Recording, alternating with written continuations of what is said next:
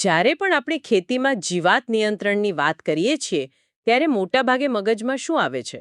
મોંઘી રાસાયણિક દવાઓ અને તેનો છંટકાવ. બરાબર. એ જ એકમાત્ર ઉપાય હોય એવું લાગે છે.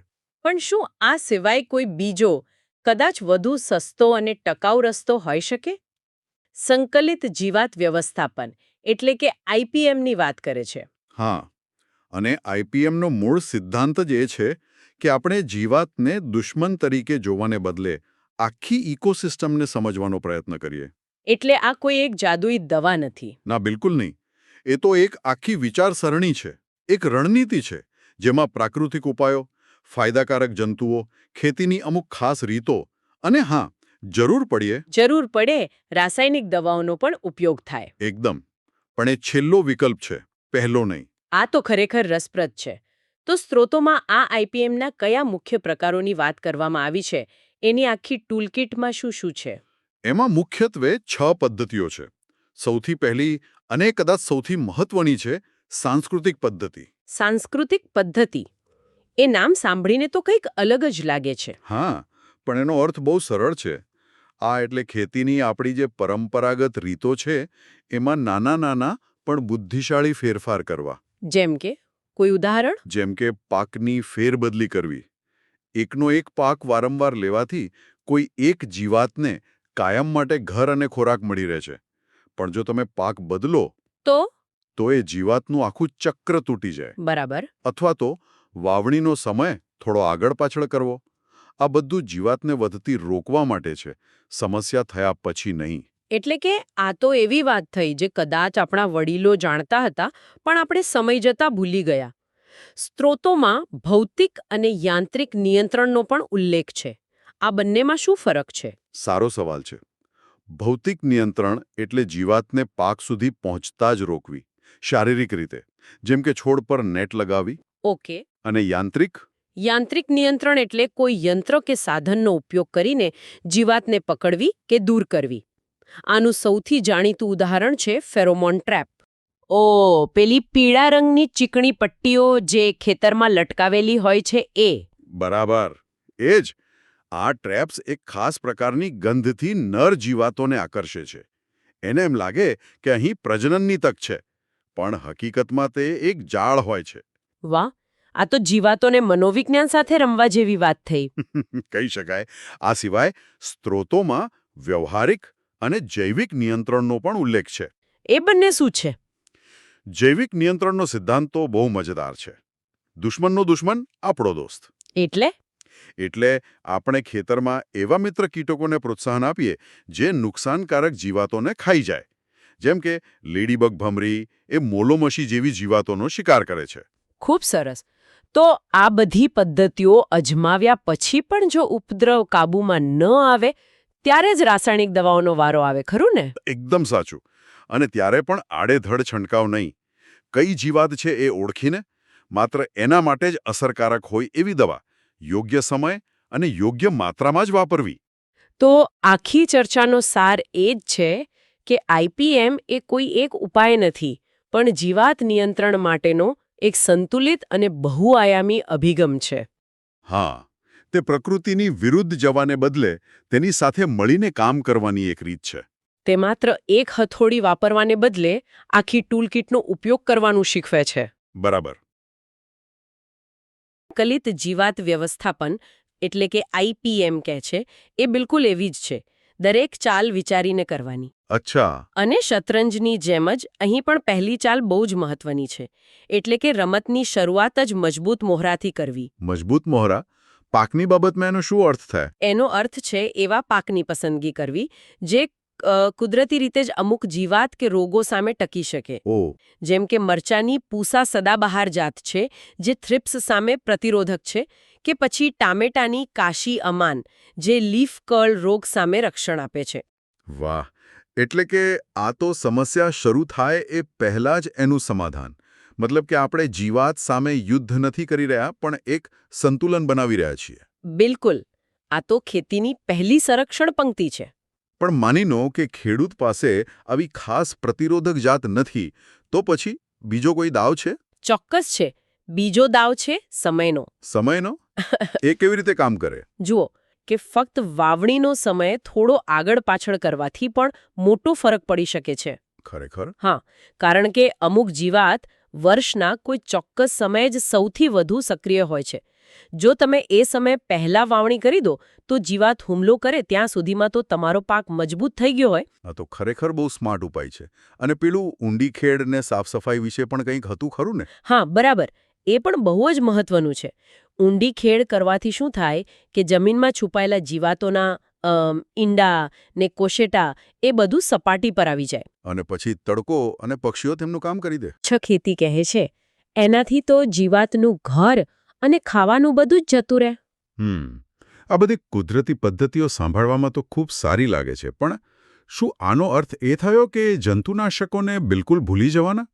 મતલબ મોટા ખેતર માટે આ વ્યવહારુ છે ખરું, જ્યાં નુકસાનનો ડર વધુ હોય? ના ના, આ ખૂબ સારો સવાલ છે અને આઈપીએમનો જવાબ પણ આના માટે ના જ છે. આ પદ્ધતિ જંતુનાશકોની વિરોધી નથી, પણ એના આડેધડ ઉપયોગની વિરોધી છે. એટલે કે અહીં જંતુનાશક એક બ્રહ્માસ્ત્ર જેવું છે. બ્રહ્માસ્ત્ર એટલે કે છેલ્લો ઉપાય. બિલકુલ. જ્યારે બધી જ કુદરતી અને યાંત્રિક પદ્ધતિઓ કામ ન કરે અને જીવાતની સંખ્યા એટલી વધી જાય કે પાકને મોટું આર્થિક નુકસાન થવાનો પાક્કો ડર હોય, માત્ર ત્યારે જ, અને એ પણ ખૂબ જ સાવચેતીપૂર્વક તેનો ઉપયોગ કરવામાં આવે છે. એટલે આખી વિચારસરણી જ બદલાઈ ગઈ. જીવાતને સંપૂર્ણપણે ખતમ નથી કરવાની, પણ એમની સંખ્યાને કાબૂમાં રાખવાની છે, જેથી મોટું નુકસાન ન થાય. ખરું. આ એક લાંબા ગાળાની વ્યૂહરચના છે, કોઈ તાત્કાલિક જાદુઈ ઉપાય નથી. તમે એકદમ સાચું સમજ્યા કે આધુનિક ખેતી એ માત્ર મહેનતનું નહીં પણ બુદ્ધિનું પણ કામ છે. તે એક એવી બહુસ્તરીય, સક્રિય અને નિવારક વ્યૂહરચના છે જે સમસ્યા થયા પછી પ્રતિક્રિયા આપવાને બદલે તેને બનતી જ અટકાવવા પર ભાર મૂકે છે. બરાબર. આજે ખેતીની કેટલીક એકદમ સ્માર્ટ અને કુદરતી રીતો પર ઊંડા ઉતરીએ. એમાં જીવાત નિયંત્રણ માટેની બે ખાસ ટેકનિકની વાત છે. એક છે આંતરપાક, એટલે કે અલગ અલગ પાક એક સાથે વાવવા, અને બીજું છે પાકચક્ર. આજે આપણે એ સમજવાનો પ્રયત્ન કરીશું કે આ સાદી લાગતી પદ્ધતિઓ પાછળનું વિજ્ઞાન શું છે. બિલકુલ. અને આ જુઓ, માત્ર પાક બચાવવાની વાત નથી. આ પદ્ધતિઓ જમીનને જીવંત રાખે છે અને મતલબ લાંબા ગાળે ખેતીને ટકાવવા માટે ખૂબ જ જરૂરી છે. હા, મને હંમેશા એ નવાઈ વાગતી કે બે અલગ પાક સાથે વાવવાથી શું ખરેખર કોઈ જાદુ થાય છે? શું છોડ એકબીજા સાથે વાત કરે છે કે પછી જીવાતો ગૂંચવાઈ જાય છે? એમાં જાદુ કરતાં વધારે તો એમ કહી શકાય કે જીવાતોનું મનોવિજ્ઞાન છે. જુઓ, જ્યારે એક જ પાકના છોડ લાઇનમાં હોય ત્યારે જીવાતો માટે તે એકદમ હાઈવે જેવું છે, સીધો રસ્તો. પણ જ્યારે તમે વચ્ચે બીજો કોઈ પાક વાવો છો ત્યારે તમે એ હાઈવે પર જાણે સ્પીડ બ્રેકર મૂકી દો છો. ઓકે, બરાબર. એટલે જીવાતો માટે તેમના મનપસંદ છોડને શોધવો મુશ્કેલ બની જાય છે. બરાબર. હું થયો. સ્ત્રોતોમાં ટામેટા સાથે કોબીજ અને ગલગોટાના ઉદાહરણો છે. એ ખરેખર રસપ્રદ છે. હા, જેમ કે ટામેટાની સાથે કોબીજ વાવવાથી કોબીજ પર જે ડાયમંડબેક મોથ નામની જીવાત આવે છે ને, એનો ઉપદ્રવ ઘટે છે. કદાચ ટામેટાની ગંધ તે જીવાતને ગૂંચવી દે છે. એક મિનિટ. તો શું તમે એમ કહે છો કે ટમેટાની બાજુમાં ગલગોટા વાવવાથી જમીનની અંદરના કીડા, એટલે કે નેમાટોડ? હા, બિલકુલ. નિમાટોડ પણ નિયંત્રિત થાય છે. આ બહુ રસપ્રદ છે. પણ એક ફૂલ આ કેવી રીતે કરી શકે? ગલગોટાના જે મૂળ હોય છે એમાંથી અમુક પ્રકારના રસાયણો નીકળે છે અને આ રસાયણો નેમાટોડ માટે ઝેરી હોય છે. એટલે તે માત્ર જમીનની ઉપર દેખાતી જીવાતો જ નહીં પણ જમીનની અંદર રહેલા દુશ્મનોથી પણ પાકનું રક્ષણ કરે છે. શું વાત છે! તો આ તો થઈ જીવાતોને જગ્યાના હિસાબે ગૂંચવવાની વાત. પણ શું આપણે તેમને સમયના હિસાબે પણ માત આપી શકીએ? મને લાગે છે કે અહીં જ પેલો પાકચક્રનો વિચાર આવે છે, ખરું ને? તમે બરાબર પકડ્યું. પાકચક્ર એટલે એક જ જમીન પર દર વર્ષે પાક બદલતા રહેવું. સામાન્ય રીતે આ ચક્ર 3 થી 7 વર્ષનું હોય છે. વાત એમ છે કે દરેક જીવાતનું પોતાનું એક ફેવરિટ મેનુ હોય છે. એટલે મૂળભૂત રીતે આપણે જીવાતોનું મનપસંદ બુફે છીનવી રહ્યા છીએ. આજે રીંગણ છે તો કાલે ત્યાં મકાઈ હશે, એમ જ ને? બરાબર. અને માત્ર બુફે જ નહીં, આપણે તેમનું ઘર પણ તોડી રહ્યા છીએ. જ્યારે આપણે એક જ પાક વારંવાર વાવીએ છીએ ત્યારે જીવાતો ત્યાં સ્થાયી થઈ જાય છે, પોતાનું ઘર બનાવી લે છે. પાક બદલવાથી તેમનું આખું જીવનચક્ર તૂટી જાય છે. સ્ત્રોતમાં રીંગણ વિશે એક ચેતવણી છે, રેટુનિંગ ટાળવા માટે. આ રેટુનિંગ શું છે? રેટુનિંગ એટલે પાક લઈ લીધા પછી છોડના મૂળને જમીનમાં જ રહેવા દેવા, જેથી તે ફરીથી ફૂટે.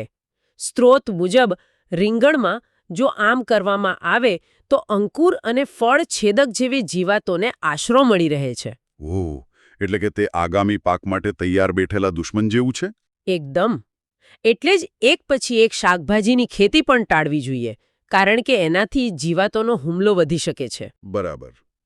તો આખી વાતનો સાર એમ કહી શકાય કે આંતરપાક એ છોડ માટે એક મિત્ર સિસ્ટમ જેવું છે, જે જીવાતોને હાલ પૂરતી ગૂંચવી દે છે.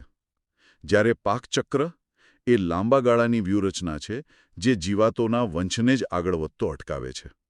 એકદમ સાચું. સંકલિત જંતુ અને પોષક તત્વ વ્યવસ્થાપન પણ એનો આઈડિયા એકદમ સરળ અને શક્તિશાળી છે. મને જાણવાની બહુ ઉત્સુકતા છે કે કેવી રીતે કોબીજને બચાવવા માટે સરસવ એક સૈનિક જેવું કામ કરી શકે છે. ચલો, આમાં ઊંડા ઉતરીએ. બિલકુલ. આખી વાતનો સાર એ છે કે પ્રકૃતિ સાથે લડવાને બદલે એની સાથે મળીને કામ કેવી રીતે કરવું. તો પેલી સરસવ અને કોબીજની વાતથી શરૂઆત કરીએ. આપણે સાથી પાક વિશે તો સાંભળ્યું છે, પણ આ ટ્રેપ પાક કે પછી જાળ પાક એ કંઈક અલગ છે, નહીં? હા, તમારી વાત એકદમ સાચી છે. ટ્રેપ પાક એટલે મતલબ એક રીતે બલીનો બકરો, જેને આપણે જાણી જોઈને જંતુઓ સામે ધરી દઈએ છીએ. હા. ઓહ. સ્ત્રોત મુજબ કોબીજના પાકમાં જે ડાયમંડબેક મોથ અને એફિડ્સ જેવા જંતુઓ આવે છે ને? હા, જે બહુ નુકસાન કરે છે. બરાબર. તો ખેડૂતો શું કરે કે કોબીજની હરોળની વચ્ચે અથવા આસપાસ સરસવ વાવી દે. હવે આ જંતુઓને કોબીજ કરતાં સરસવનો સ્વાદ વધુ ભાવે છે. એટલે મુખ્ય પાકને છોડી દે. બિલકુલ. એ બધા સરસવ પર તૂટી પડે છે અને આપણો કોબીનો પાક આરામથી બચી જાય છે. વાહ! આ તો એવું થયું કે આપણે જંતુઓ માટે એક બુફે પાર્ટી ગોઠવી દીધી, પણ મુખ્ય મહેફિલથી થોડે દૂર. હા, એવું જ કંઈક. મતલબ મોંઘા જંતુનાશકો છાંટવાને બદલે થોડાક સરસવના બીજથી જ કામ થઈ જાય. આ તો પર્યાવરણ અને ખિસ્સો બંને માટે સારું કહેવાય. અને સ્ત્રોતમાં ટામેટાનું પણ આવું જ સરસ ઉદાહરણ છે. હા, એના વિશે કહો. ટામેટામાં ફળ કોરી ખાનાર ઈયળનો બહુ ત્રાસ હોય છે. એના માટે ગલગોટા એટલે કે મેરીગોલ્ડ એકદમ ઉત્તમ ટ્રેપ પાક છે. ગલગોટા એ કેવી રીતે કામ કરે? પેલી ઈયળોના જે પતંગિયા હોય એ ઈંડા મૂકવા માટે ટામેટાને બદલે ગલગોટાના ફૂલો પર વધુ આકર્ષાય છે. ઓહ! મેં એક ખેડૂતને જોયા હતા જે શરૂઆતમાં આમ કરવા ખચકાતા હતા, પણ પછી જ્યારે એમના ટામેટા બચી ગયા અને ઉપરથી ગલગોટા વેચીને વધારાની આવક થઈ, ત્યારે એમની ખુશીનો પાર નહોતો. આ તો ખરેખર બમણો ફાયદો થયો. પણ મને એક પ્રશ્ન થાય છે, આ બધું મોટા ખેતરોમાં કેટલું વ્યવહારુ છે? મતલબ, ગલગોટા કે સરસવ વાવવાથી મુખ્ય પાકની જગ્યા ઓછી ના થાય? બહુ સારો પ્રશ્ન છે. આમાં થોડું આયોજન કરવું પડે. સામાન્ય રીતે મુખ્ય પાકની દર 10-15 હરોળ પછી એક હરોળ ટ્રેપ પાકની હોય. અથવા તો ખેતરની બોર્ડર પર વાવી દેતા હશે. હા, કાં તો બોર્ડર પર. એટલે જગ્યાનું નુકસાન બહુ ઓછું છે, પણ ફાયદો ઘણો મોટો. સમજાઈ ગયું. તો ટ્રેપ પાકથી આપણે બહારના દુશ્મનોને રોકી લીધા. પણ ઘણીવાર લડાઈ અંદરની પણ હોય છે, ખરું ને? મતલબ કે પાક પોતે જ અંદરથી મજબૂત ના હોય તો? મને લાગે છે કે અહીંયા પોષણની વાત આવતી હશે. બરાબર, એ જ મુદ્દો છે. પાકની પોતાની રોગ પ્રતિકારક શક્તિ આપણે ઘણીવાર વધુ પડતા ઉત્સાહમાં ભૂલ કરી બેસીએ છીએ. કેવી ભૂલ? સ્ત્રોત સ્પષ્ટ કહે છે કે વધુ પડતું નાઇટ્રોજનવાળું ખાતર વાપરીએ ને તો પાંદડા એકદમ કૂણા, મોટા અને રસદાર થઈ જાય. ઓહ, એટલે આપણે તો એમ સમજીએ કે પાક બહુ તંદુરસ્ત થઈ રહ્યો છે. હા, પણ એ તંદુરસ્તી જેસિડ્સ અને સફેદ માખી જેવા ચૂસવાવાળા જંતુઓ માટે ખુલ્લું આમંત્રણ બની જાય છે. અચ્છા. એમના માટે તો આ જાણે કે all you can eat buffet જેવું છે. નરમ પાંદડામાંથી રસ ચૂસવામાં બહુ સરળતા રહે અને એમની વસ્તી ઝડપથી વધે. એટલે સંતુલન બહુ જરૂરી છે. વધુ પડતું ખવડાવવું પણ નુકસાન કરે. અને પાણીનું પણ એવું જ હશે, બરાબર ને? ચોક્કસપણે.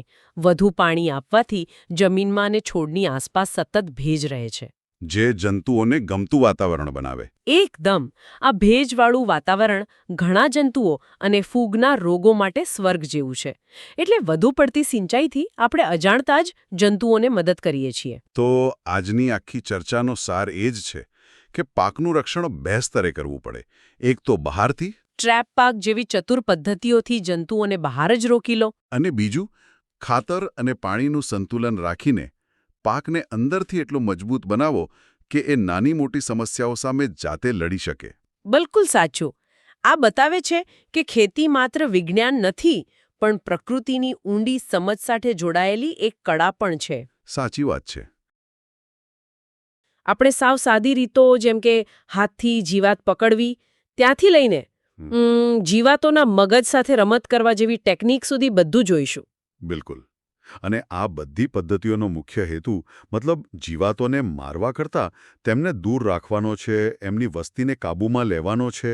આ કોઈ એક જાદુઈ ઉપાય નથી, પણ એક પૂરી વિચારસરણીનો ભાગ છે, જેને આપણે સંકલિત જીવાત વ્યવસ્થાપન કહીએ છીએ. બરાબર. તો શરૂઆત કરીએ ભૌતિક નિયંત્રણથી. આમાં મૂળભૂત રીતે જીવાતો માટે આખું વાતાવરણ જ અસહ્ય બનાવી દેવામાં આવે છે, ખરું ને? હા, એકદમ. આપણા મટીરિયલમાં પણ તાપમાન, ભેજ, પ્રકાશ એવી બધી બાબતોનો ઉલ્લેખ છે. હા, જેમ કે લાઇટ ટ્રેપ, રાત્રે જંતુઓને આકર્ષીને ફસાવવા માટે. પણ મને સૌથી રસપ્રદ વાત તો એ લાગી કે ગરમ પાણીની બોટલ જેવી સાવ સાદી વસ્તુ પણ આમાં કામ આવી શકે છે. એનો મતલબ કે ઉપાયો હંમેશા હાઈટેક હોય જરૂરી નથી. તમે મુદ્દાની વાત કરી. આ પદ્ધતિ જાણે જીવાતને કહે છે, ભાઈ આ જગ્યા તમારા માટે નથી. જેમ કે અનાજના ગોડાઉનમાં જો તાપમાનને કંટ્રોલ કરવામાં આવે તો જીવાતો ત્યાં ઈંડા જ નથી મૂકી શકતી. એમનો વિકાસ અટકી જાય છે. અચ્છા, એટલે આપણે તેમને શારીરિક રીતે નબળા પાડી રહ્યા છીએ. પણ વાતાવરણ બદલવા સિવાય કોઈ વધુ સીધો ઉપાય છે જે આપણે પોતે કંઈક કરી શકીએ? હા, બિલકુલ. અને એ જ આપણને યાંત્રિક પદ્ધતિઓ તરફ લઈ જાય છે. આમાં એટલે કે હાથથી ચાલતા સાધનો કે સીધા હાથ વડે જ જીવાતોને પકડવામાં આવે છે અથવા તો દૂર કરવામાં કે નષ્ટ કરવામાં આવે છે. ઓકે, તો ભૌતિક નિયંત્રણ એટલે વાતાવરણ બદલવું, જે એક પરોક્ષ રીત થઈ. અને યાંત્રિક નિયંત્રણ એટલે સીધું જ એક્શન, હાથથી જીવાત દૂર કરવી. એકદમ પ્રત્યક્ષ. એકદમ સાચું. અને આ પદ્ધતિ ખાસ કરીને નાના ખેતરો કે ઘરના બગીચાઓ માટે બહુ જ વ્યવહારુ છે, જ્યાં તમે હાથથી ઈયળો વીણી શકો. પણ મોટા પાયે આમાં ખૂબ શ્રમ લાગે. એટલે જ એને બીજી પદ્ધતિઓ સાથે જોડવી જરૂરી બને છે. બરાબર. કોઈ એક પદ્ધતિ એકલી કામ નથી કરતી. બધી સાથે મળીને કામ કરે ત્યારે જ સાચું પરિણામ મળે. હવે આવે છે વ્યવહારિક પદ્ધતિઓ. મને લાગે છે કે આ સૌથી રસપ્રદ છે. અહીં આપણે બળનો નહીં, પણ બુદ્ધિનો ઉપયોગ કરી રહ્યા છીએ. જીવાતના પોતાના વર્તનનો જ હથિયાર તરીકે ઉપયોગ કરવો. આ તો જાણે કોઈ જાસૂસી ફિલ્મ જેવું લાગે. આ પેલી પીળી ચીકણી પટ્ટીઓ જેવી વાત થઈને જે નર્સરીમાં લટકતી હોય છે. હા, એ જ. વ્યવહારિક પદ્ધતિઓ જીવાતોને છેતરવા પર જ કામ કરે છે. તે જીવાતોની ગંધ, દૃષ્ટિ, સંવનન આવી બધી વૃત્તિઓનો ઉપયોગ કરીને તેમને જાળ તરફ ખેંચે છે. અને આમાં ફેરોમોન ટ્રેપ સૌથી શક્તિશાળી સાધન છે. ખાસ કરીને કપાસમાં આવતી ગુલાબી ઈયળના નિયંત્રણમાં તો એ ખૂબ જ સફળ રહી છે. તે નરપતંગિયાને માદાની સુગંધનો ભરમ આપીને એવી રીતે ફસાવે છે કે એમની વસ્તી જ અટકી જાય છે. પણ અહીં મને એક સવાલ થાય છે, શું આનાથી ખેતરના બીજા ફાયદાકારક જંતુઓ જેમ કે મધમાખી એના પર કોઈ અસર નહીં થતી હોય? શું આ પદ્ધતિ એકદમ ચોક્કસ હોય છે? ખૂબ જ સારો પ્રશ્ન. અને ફેરોમોન્સની સુંદરતા જ એ છે. તે ચોક્કસ પ્રજાતિ માટે જ હોય છે. એટલે કે સ્પેસિફિક હોય છે. ગુલાબી ઈયળ માટેનું ફેરોમોન માત્ર ગુલાબી ઈયળના નરને જ આકર્ષિત કરશે, મધમાખીને નહીં. એટલે જ એ પર્યાવરણ માટે અત્યંત સુરક્ષિત છે. અચ્છા, તો પછી કોઈ ચિંતા નથી. પણ આ એક સતત ચાલતી રમત જેવું છે. આપણે નવી જાળ બનાવીએ અને જીવાતો ઉત્ક્રાંતિના કારણે તેનાથી બચવાના રસ્તા શોધતી રહે છે. તો આ બધી ચર્ચાનો સાર શું છે? મારા ખ્યાલથી મુખ્ય વાત એ છે કે જીવાત નિયંત્રણ એટલે ખાલી ઝેરનો છંટકાવ કરવો એવું નથી. તે જીવાતની નબળાઈઓને સમજવી, તેમના વર્તનને સમજવું અને પછી તેમની સામે જ તેનો ઉપયોગ કરીને તેમને આઉટસ્માર્ટ કરવા વિશે છે. તમે બરાબર સારાંશ આપ્યો. આ એક વધુ ટકાઉ અને કુદરત સાથે તાલમેલ ધરાવતો અભિગમ છે.